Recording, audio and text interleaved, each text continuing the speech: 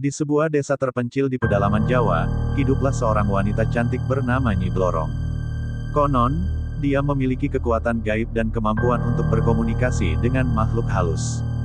Namun, kecantikannya menjadi kutukan bagi dirinya sendiri.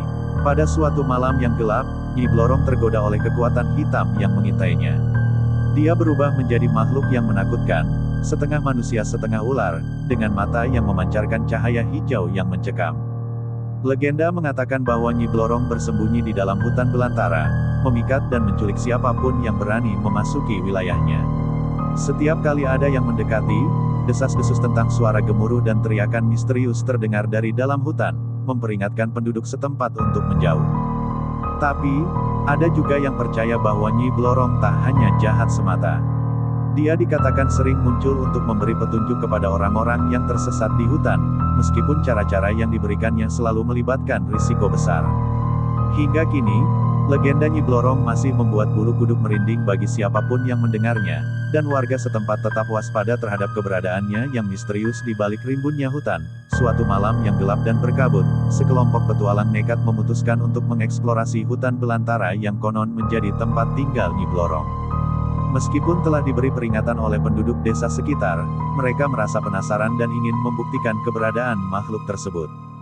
Dengan penuh semangat, mereka masuk ke dalam hutan yang sunyi, hanya dihiasi oleh gemerisik dedaunan dan desiran angin. Tetapi, semakin dalam mereka menjelajahi, semakin terasa aura menakutkan dan hening yang menakutkan menyelimuti mereka. Saat matahari mulai tenggelam di balik pepohonan, mereka mendengar suara desingan yang menggelitik di telinga mereka. Ketakutan mulai merasuki pikiran mereka, namun rasa ingin tahu terus mendorong mereka maju. Tiba-tiba, dari kegelapan, muncullah sosok yang menyeramkan, Nyi Blorong dengan tubuh setengah manusia setengah ular, matanya memancarkan cahaya hijau yang menyilaukan. Dengan gerakan lincahnya, dia melingkari kelompok tersebut, menciptakan jaringan ilusi dan kebingungan. Ketika salah satu dari mereka hampir menjadi korban, terdengar suara gemuruh yang menyelamatkan, dan Nyi Blorong lenyap ke dalam kegelapan, meninggalkan kelompok tersebut terguncang dan bersyukur atas keberuntungan mereka. Mereka kembali ke desa dengan cerita menakutkan tentang pengalaman mereka dengan Nyi Blorong, memperingatkan siapapun yang berani mengganggu kedamaian hutan belantara. Legenda Nyi Blorong terus hidup dalam ketakutan dan kekaguman, menyelimuti setiap langkah petualang yang memasuki wilayah tersebut. Beberapa bulan setelah kejadian itu, desa tersebut dirundung oleh serangkaian peristiwa aneh. Mulai dari ternak yang menghilang secara misterius hingga warga yang dilanda penyakit tak lazim. Penduduk desa pun semakin yakin bahwa Nyi Bloronglah penyebab semua ini. Mereka menggelar rapat darurat untuk mencari cara mengusir makhluk tersebut dari wilayah mereka. Namun, setiap upaya mereka sia-sia, karena Nyi Blorong terus menguasai hutan belantara dengan kekuatannya yang gaib. Dalam keputusasaan, seorang tetua desa mengungkapkan sebuah rahasia lama yang telah disimpan oleh leluhur mereka. Ternyata, Nyi Blorong memiliki titisan manusia yang membuatnya terikat pada sebuah kutukan.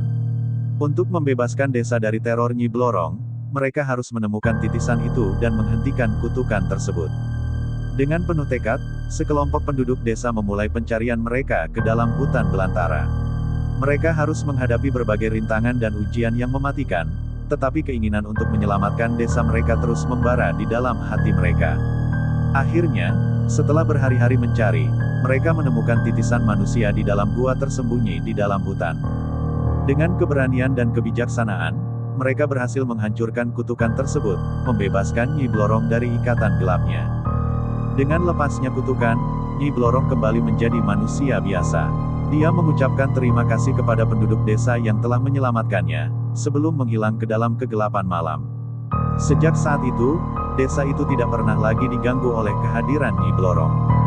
Namun, legenda tentang makhluk gaib itu tetap hidup dalam cerita dan warna-warni kehidupan masyarakat desa yang berdampingan dengan alam gaib yang masih belum terpecahkan.